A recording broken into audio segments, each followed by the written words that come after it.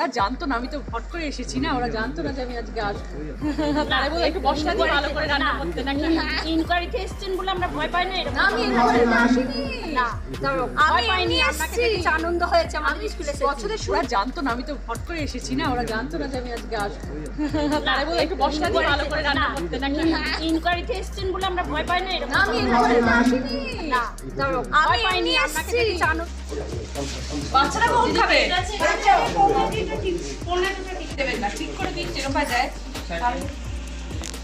ঝোলটা গড়িয়ে গেছে, ঝোলটা কম দিন, আলুটা দিন, তরকারি দাও, ঝোলটা কমিয়ে দাও।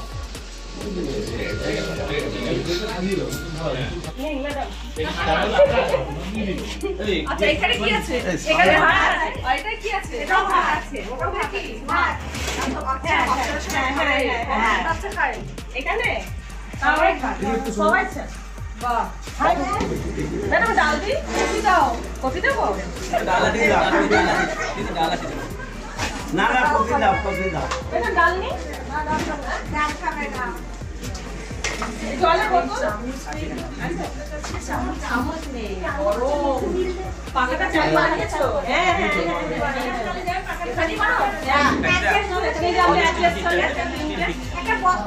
ডাল ছিল, ফুলকপির ডালনা ছিল, গরম ভাত ছিল। ডালটা আমি খাই না বলে খাইনি, আর ফুলকপির ডালনা ভীষণ ভালোবাসি বলে খেয়েছি। ভাত কিন্তু চেয়েও নিলেন, খেয়েও নিয়েছি, ভাত দিচ্ছিল না, ভাবছিলাম আমি তো ডায়েট করি, আমি খাচ্ছি। আপনাকে দেখে কি ঘাবড়ে গেছিল তারা? সেজন্য ভয় পেয়েছিলাম যে দেখে কি ঘাবড়ে গেছিল মনে হচ্ছে? ওরা জানতো না, আমি তো হট করে এসেছি না, ওরা জানতো না যে আমি আজকে আসবো। তারা বলে একটু বসটা দিয়ে ভালো করে রান্না করতে নাকি ইনকোয়ারিতে এসেছেন বলে আমরা ভয় পাই না। এরকম আমি ইনকোয়ারিতে আসিনি। না, ভয় পাইনি। আপনাকে দেখে আনন্দ হয়েছে। আমাদের স্কুলে বছরের শুরুতে বাচ্চাদের সাথে দেখা করতে এসেছি। রাজনীতির ময়দানে পপুলারিটি পাওয়াটা খুব বিশাল ব্যাপার কিন্তু, কারণ কেউ রয়েছেন আগে পপুলার ছিলেন, পরে পপুলারিটি হারিয়ে ফেলেছেন, কেউ আবার আগে ছিলেন না, পরে হয়েছেন। তবে এবার একজন ব্যক্তির কথা বলবো যিনি পপুলার ছিলেন, আরো পপুলার হয়ে পড়েছেন, বিশেষ করে তার কথাবার্তার জন্য। আমরা বলছি সাংসদ রচনা ব্যানার্জির কথা। আপনারা জানেন যে ধোয়া ধোয়া নিয়ে, কখনো আবার সবুজ ঘাস নিয়ে, ক্ষেত নিয়ে বিভিন্ন সময় বিভিন্ন মন্তব্য করতে শোনা গিয়েছে রচনা ব্যানার্জিকে। আর তিনি এখন সাংসদ হয়ে গিয়েছেন। সাংসদ হওয়ার পরে টুকটাক স্কুলে, কলেজে, এসব জায়গাতেও তিনি ভিজিট করছেন। আর সেখানে গিয়ে এবার ফুলকপি আলুর তরকারি খেয়ে একেবারে আপ্লুত সাংসদ রচনা ব্যানার্জি। বাচ্চারা কখন খাবে? দেবেন না, ঠিক করে দিন যেরকম যায়। ঝোলটা গড়িয়ে গেছে, ঝোলটা কম দিন, আলুটা দিন, তরকারি দাও, ঝোলটা কমিয়ে দাও।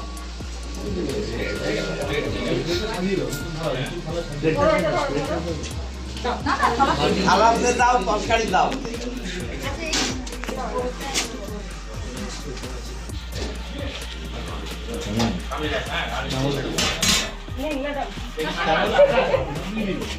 আচ্ছা এখানে কি আছে? এখানে ভাত আছে, আর এটা কি আছে? এটাও ভাত আছে। ওটা কি? ভাত। হ্যাঁ, আচ্ছা খাই। এখানে সবাই খায়। সবাই খায়। বাহ।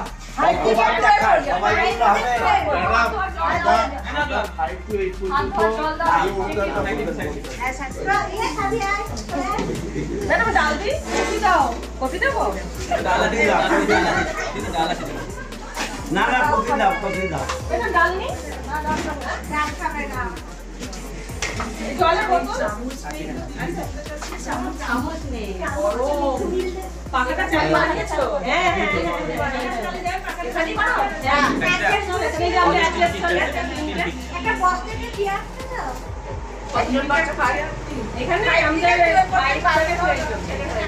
এলাকার বিধায়ককে নিয়ে বেশ কিছু স্কুলে তিনি গিয়েছেন।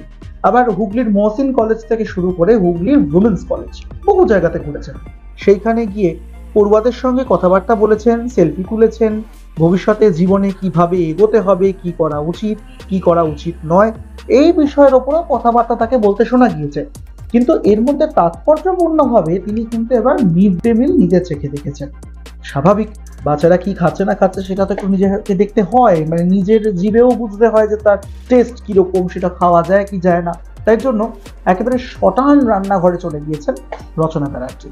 সেখানে গিয়ে যারা রাঁধুনি ছিলেন তাদের সাথে কথা বলেছেন, মিড ডে মিলের খাবার খেয়েছেন, ডাল তার ভালো লাগে না এটা তিনি বলেছেন, এটা আপনাদেরকে জানিয়ে রাখি। ওই জন্য শুধু ভাত এবং আলু ফুলকপির তরকারি দিয়ে ভাত খেয়েছেন, আর ভাত খেয়ে নম্বরও দিয়েছেন।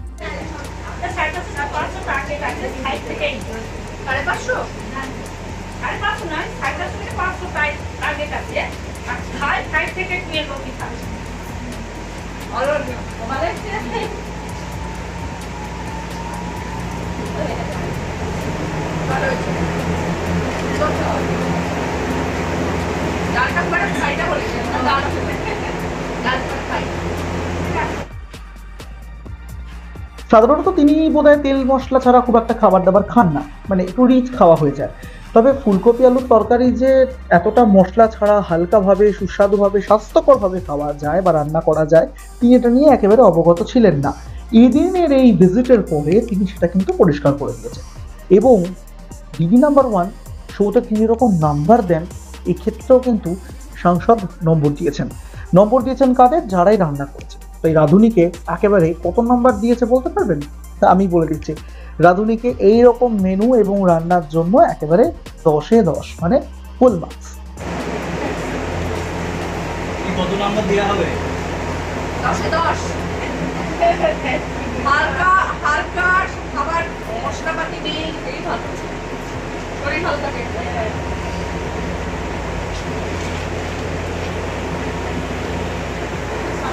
আমাদের মিড ডে মিলের ম্যাডাম, আমাদের মিড ডে মিলের মায়েরা কিন্তু তাদের ছেলেটা স্কুলেই পড়ে, হ্যাঁ, যার ফলে কোনো রকম প্রবলেম তৈরি হবে না, কারণ খুব কেয়ারই হবে তারা। এইভাবেই আমরা মায়েদেরকেই নিয়োজিত করেছি।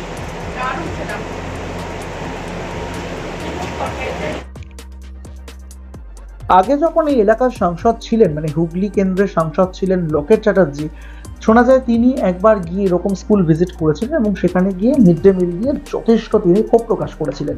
নুন ভাত ইত্যাদি এরকম ধরনের মন্তব্য তিনি করেছিলেন।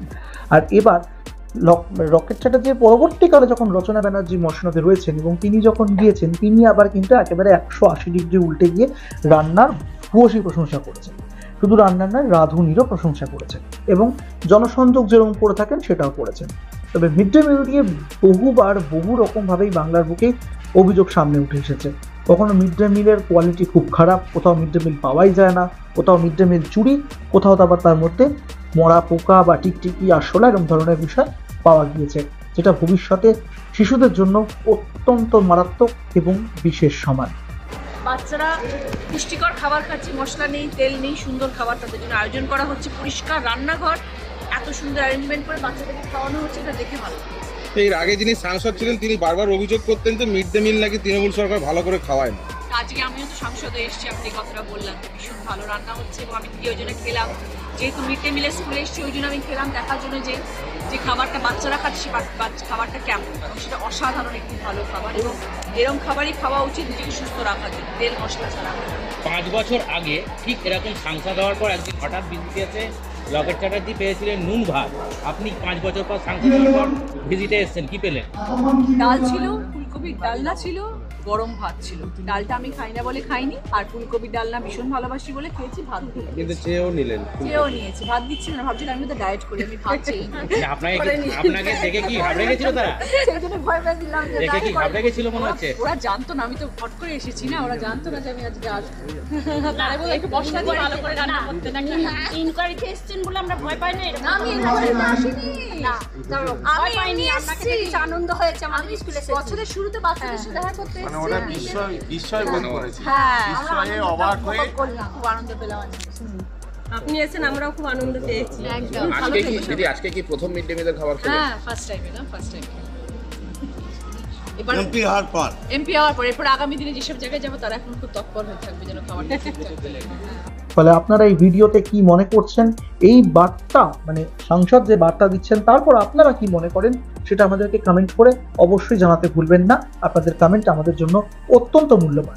এই ভিডিও ভালো লেগে থাকলে লাইক করবেন, শেয়ার করবেন এবং সাবস্ক্রাইব করতে ভুলবেন না আমাদের ইউটিউব চ্যানেল এক ঝলক এনটিআর।